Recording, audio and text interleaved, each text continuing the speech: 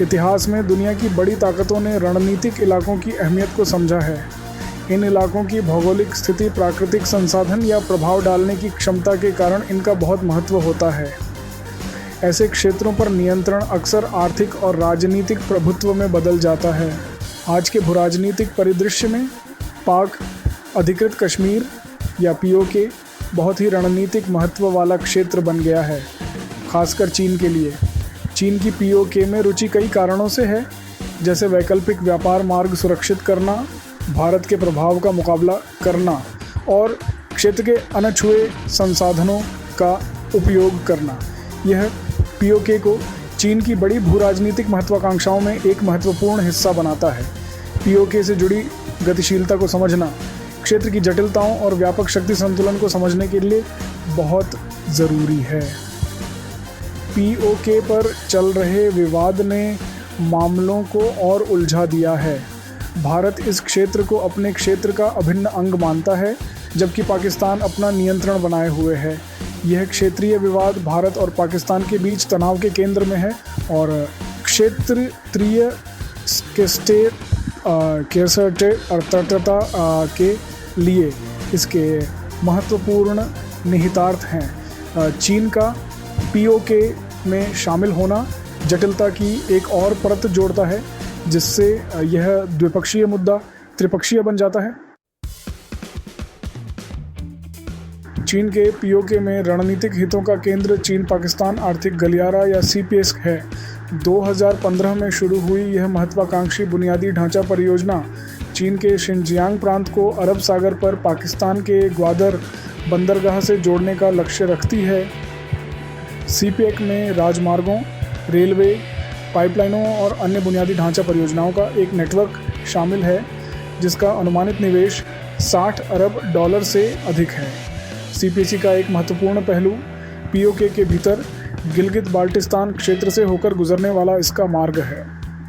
यह मार्ग चीन को मलक्का जलडमरूमध्य से होकर जाने वाले लंबे और संभावित रूप से संवेदनशील समुद्री मार्गों को दरकिनार करते हुए हिंद महासागर से सीधा भूमि संपर्क प्रदान करता है। इन चौक पॉइंट्स को बाईपास करना चीन के लिए महत्वपूर्ण है, क्योंकि यह समुद्री जैसी सौंदर्य व्यापार और ऊर्जा सचार और अधीर बाउंड्री आयात पर बहुत अधिक निर्भर करता है। पीओके से होकर जाने वाला सीपीएक मार्ग चीन को कई रणनीतिक लाभ प्रदान करता है।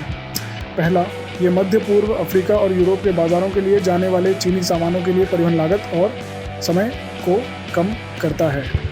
दूसरा, यह मध्य पूर्व से तेल और गैस के आयात के लिए एक अधिक सुरक्षित मार्ग प्रदान करके चीन की ऊर्जा सुरक्षा को बढ़ाता है। यह विशेष रूप से महत्वपूर्ण है क्योंकि किसी संघर्ष की स्थिति में चीन के समुद्री मार्गों की संभावित भेद्यता को देखते हुए अपने आर्थिक लाभों के अलावा पीओके से होकर गुजरने वाले सीपीएसी मार्ग के महत्वपूर्ण भू राजनीतिक निहितार्थ भी हैं। इस क्षेत्र में एक भौतिक उपस्थिति स्थापित करके चीन पाकिस्तान के साथ अपने संबंधों को मजबूत करता है और दक्षिण एशिया में अपने प्रभाव का विस्तार करता है। इस कदम को भारत ने चिंता के साथ देखा है, जो सीपेक को अपनी संप्रभुता का उल्लंघन मानता है। भारत का तर्क है कि सीपेक मार्ग पाकिस्तान द्वारा अवैध रूप से कब्जा किए गए उसके क्षेत्र से होकर गुजरता है। यह क्षेत्रीय विवाद भारत और चीन के बीच विवाद का एक प्रमुख बिंदु रहा है, जिससे उनके पहले से ही जटिल संबंधों में और तनाव आया है।